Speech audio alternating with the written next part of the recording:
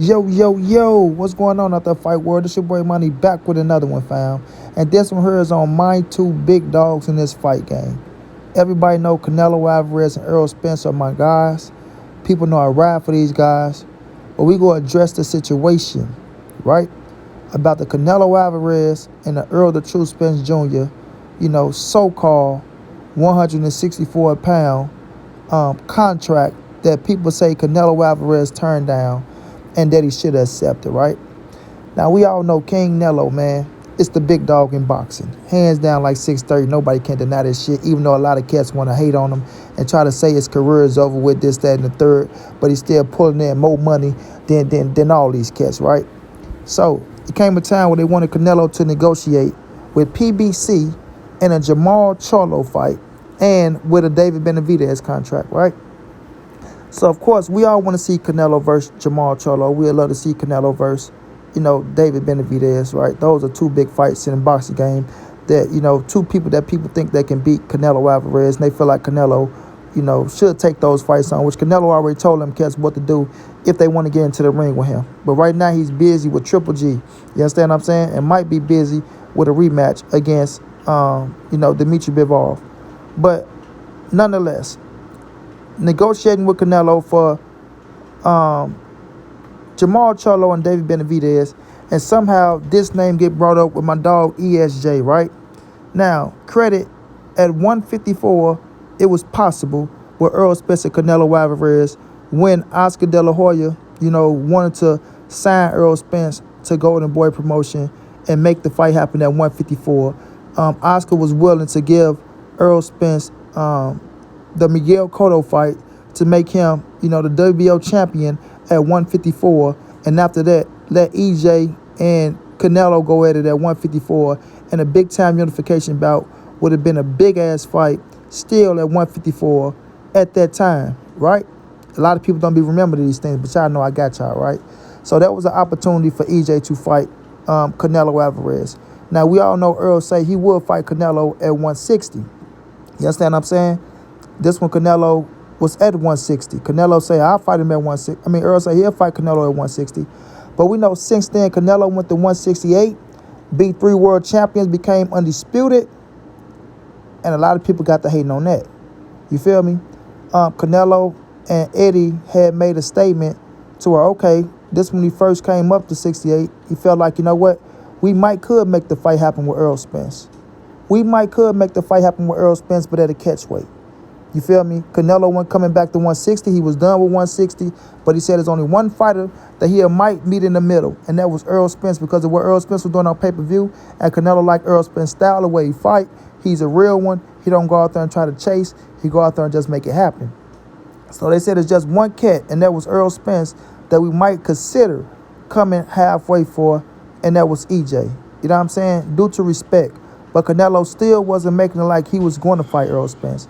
We know EJ started going to Canelo fights, right? Saying, okay, I'll fight him at 160, I'll fight him at 160, we can make that happen, things of that nature. But Earl said, I'm not going past 160 pounds. I'm not going past 160 pounds. So that means he wasn't going to 164, 168, or none of that shit. But everybody can make it as if, Earl was willing to go to 164 for Canelo. Earl wanted to go to 164 for Canelo. They never heard Errol Spence one time say he'd go to 164 to face Canelo Alvarez. Not once. Let's go. Not once you go hear Errol Spence saying, shit, I'll go to 164. EJ say, I'll go to 160. I'm not going past 160. Canelo say, you know what? I might break at 164, but I'm not going back to 160. Do you understand what I'm saying? Right? Good work. So with that being said, it was never really no real talks or nothing really heated up with Errol Spence and Canelo Alvarez, what they said at the table. Now, PBC wanted Canelo for Jamal Charlo and for David Benavidez, but because they probably couldn't get David Benavidez, they was trying to offer a fight with Errol the True Spence Jr. at 164. I repeat, trying to offer. Do you know what that means, fam? For all you silly motherfuckers out there that's trying to say, Canelo turned down the fight with Errol Spence. He didn't want to fight Errol Spence. Oh, he ducked Errol Spence. This, that. You never heard Errol Spence one time out his mouth say Canelo Alvarez ducked him. I'm going to repeat that again. You never heard Errol Spence out of his mouth one time saying Canelo Alvarez ducked him. But you seen Earl give Canelo all the praise and all the just dudes in the world.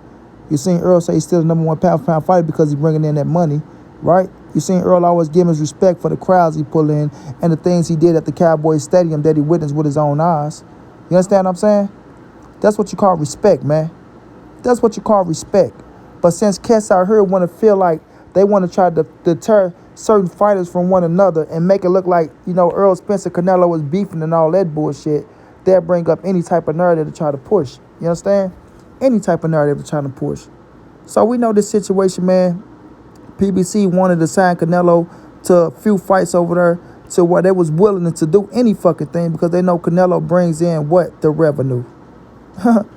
Yeah, they know Canelo brings in what? The revenue. And I don't give a fuck what network you on, what promotion company it is. You want to make that money, man.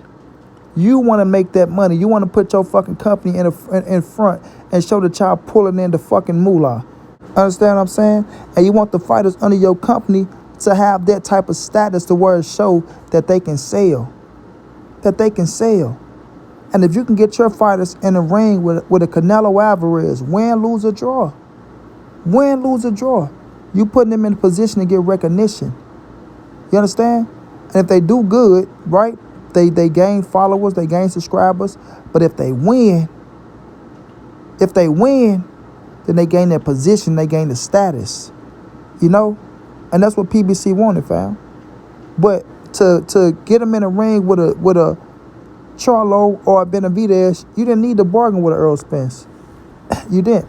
Because we know EJ was focused on one fight at this time where they was trying to say, oh, well, we're trying to get Errol Spence and Canelo. No. At that time when Errol Spence wanted to fight Canelo, y'all weren't really pushing like that. But now when Errol Spence focused on a Turnbull Crawford and y'all are kind of desperate to get that motherfucking Canelo, signed on the dotted line, y'all was willing to do whatever PBC got to do to get him. Because y'all seen that with Caden Plant, he pulled in good money and it generated. And it was a big-time fucking event. And y'all can promote that type of shit. You know what I'm saying? Y'all can promote that type of shit. See, there's certain fighters out there that is easy to promote. Like Canelo, like Anthony Joshua, like Errol Spence. You know what I'm saying? Like a Javante Tank Davis. Certain fighters are kind of easy to promote because they bring that aura about themselves. They bring that bravado to where people like them. They got that fan base behind them. You feel me? Certain fighters are just easy to promote. And Canelo is most definitely at the top of the list because of his fan base and everything he already done in the sport of boxing. You feel me? So when cats be coming out here and trying to make it look like Canelo ducked Errol Spence, man, don't believe that shit. Don't believe it. Errol Spence wasn't going past 160, which means he wasn't even going to no fucking 164. And he let it be known when Ellie asked him, would he go to 168? And he said, man, I'm not going to fight all them big-ass dudes. Are you crazy? I'm not going past 160. So they let you know right there, fam. They let you know right there. But people, they don't listen to that type of thing. They just like to talk and like to put their own narrative on shit. And because people don't like Canelo, they'll make it look like Canelo ducked Errol Spence, which is not fucking true. You know what I mean? Which is not true. You did. So y'all know these my guys, man. I had to touch on this situation, fam. Shouts out to Nello. Come on back, Nello. Go out there, beat the fuck out of Triple G. Then let's go whoop Dimitri ass if we got to in a rematch. And if you don't want to fight him in a rematch, then go whoop on motherfucking Jamal Charlo or David Benavidez or Demetrius Andrade to shut these motherfuckers up. To my dog EJ, let's go put them paws on Turnbull Crawford and get undisputed and then go to 54 and become unified champion like you know you can. So these cats try to, make up this bull crap, but it ain't true, fam. It ain't true. Canelo never ducked nothing. You dig? Nothing. And he's still a big dog in his boxing shit. Straight like that. Until then, it's your boy Money. It's the NSBC move. Ain't nobody safe in these streets. Hit them thumbs up. Subscribe to the channel. You want to donate OG Money on Cash App. TreyHampton52@gmail.com on PayPal. If not, just tell a friend. Hit that subscribe button. Like, comment, share the videos. And y'all know how your boy get down, man. Big dog status, family.